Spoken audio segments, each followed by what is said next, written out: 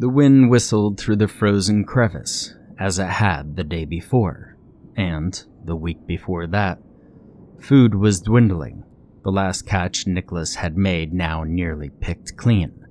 Nothing more than a dog-sized shell on a cold stone. His canteens held naught but frozen droplets. The Frenchman sat shivering in his parka, his extremities numb and his eyes wary for any movement aside from the billowing storm of white that had been raging since he had begun his climb. The frostbite had set in yesterday afternoon. Nellie would be wondering where he was by now. It was supposed to be a couple days' trip, a week at most. He had made the trip to Mont Blanc annually for the past decade, always taking time off from work to have a night or two at the summit for pictures and sightseeing. His wife had never understood his compulsion to go back, but Nicholas had never gotten the view from the top out of his head, and likely wouldn't for the rest of his life, however long that might be.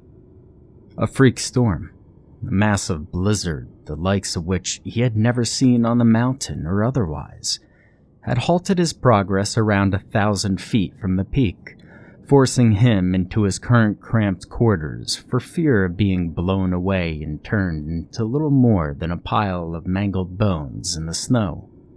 It had been a fate the photographer had narrowly avoided, the memory of having to dig like an animal into shelter still fresh in his mind, the wind loud enough in his ears to make them ring as the heavy layers of insulation he wore nearly flew clean off his person.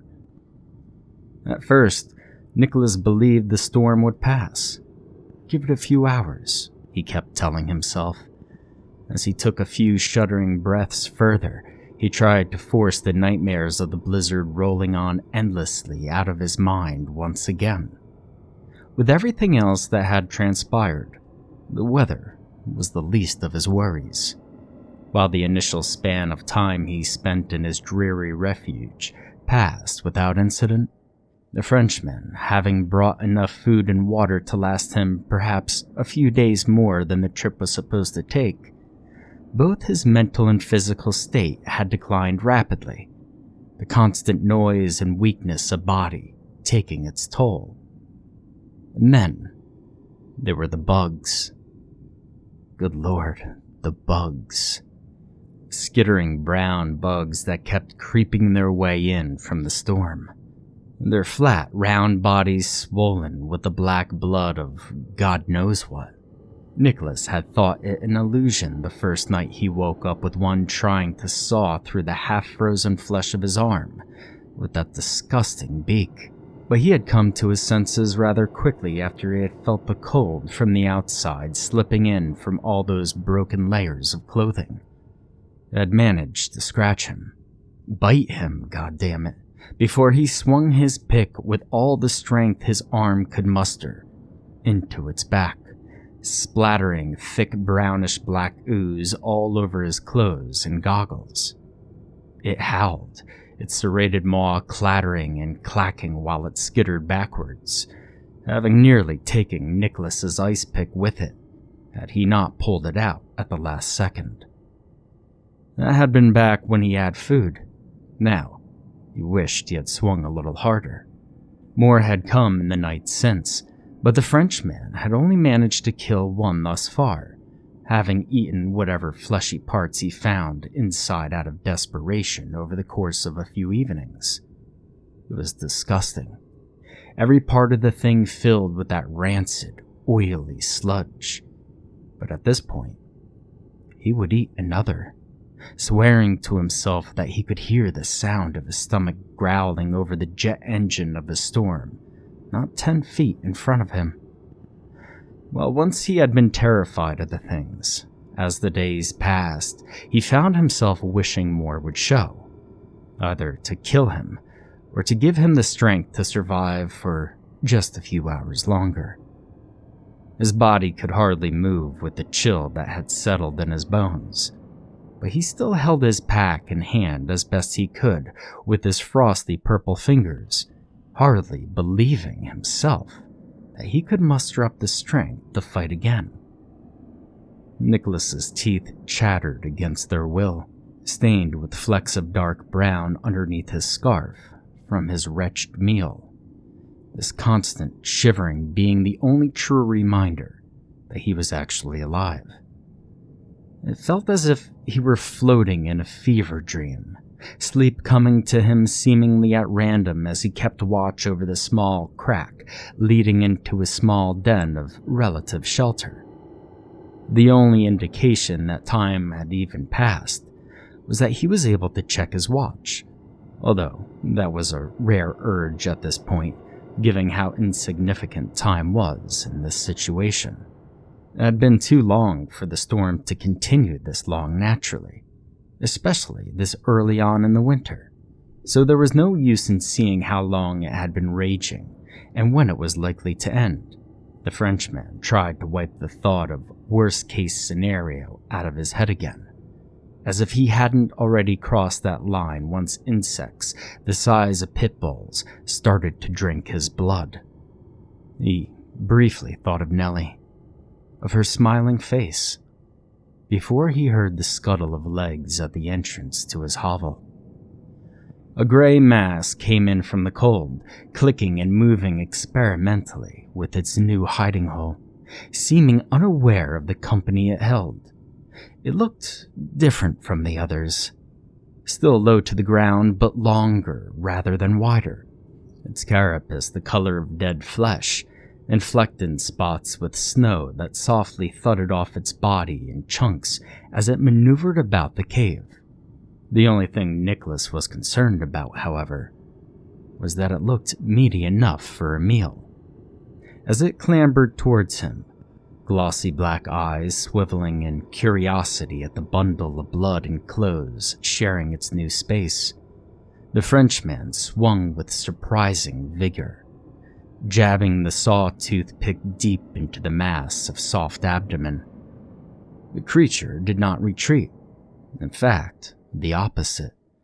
Its feeler-tipped legs skittered forward as it moved on top of the horrified photographer, that long black proboscis unfolding to reveal the many rows of sharp teeth inside. It bellowed a deep note, that gaping maw thudding against the glass of his goggles, while Nicholas struggled to yank his weapon free from the bubbling wound, his mouth opening in a scream as he watched a multitude of slithering green tongues slip out of the many-toothed orifice to smear his lens with slimy gunk. The bug forced its proboscis into the first opening it could, just as soon as the photographer pulled the pick free, slamming it into the first patch of rancid abdomen his blindly swinging arm could discover. Unfortunately, despite these efforts, the probing appendage found its mark, and the photographer found himself choking as the sharp barb scraped against the inside of his throat, his arm finding easier purchase as he hammered the sharp edge again and again into his violating attacker. The insect bellowed again, its wounds leaking black pus as its legs wobbled and struggled to keep themselves upright. It was losing this battle, but still, it refused to retreat. Nicholas grunted in screaming bloody murder around the invader to his body as he hammered away with primal fury, gnashing his teeth and filling his starved stomach with whatever vile fluid his tongue could reach. It was almost as if all the weakness, all the cold had left him for these brief few moments, his body moving like it was on fire as he swung and swung and swung. In what amounted to about 30 seconds of adrenaline-fueled frenzy, although it felt like hours within his head, the insect finally faltered, its horrid tendril falling limp within the Frenchman's esophagus. Spluttering and coughing, the frost-bitten photographer took in pained lungfuls of air, wheezing as the spiked appendage was forcibly dragged up his windpipe. The thing on his chest still clicked and twitched as the seconds passed, Nicholas hardly knowing if he had actually killed the thing, as his vision was blurred by fresh frozen tears. With one final push, he felt the oily appendage loose itself from him for good, his heart pounding in his chest. His mind reeled, his body still shaking from the rush of adrenaline combat had brought him, and he sucked down mouthfuls of air for but a few seconds before leaning to sink his teeth into the insect's soft underbelly. Foul-tasting goo dripped from his teeth as he choked the substance down, frozen fingers clawing at dead flesh as he took the bounty from his kill, weeping and sobbing through every mouthful of retch and vomit. Nicholas laid on the cold stone for several hours following. His ears heard the whistling of the seemingly ever-present storm, the ground around him a mess of bodily fluids, both from the intruders to his abode and his weak stomach. It had been a worse meal than the others, he ended up deciding. A foul experience through and through, but at least it was fuel for him, something to keep him going. He heard the storm suddenly take a shift in tone, and with a grunt of effort, lifted himself up on his arms to stare at the entrance to the cave. The blizzard of white was clearing.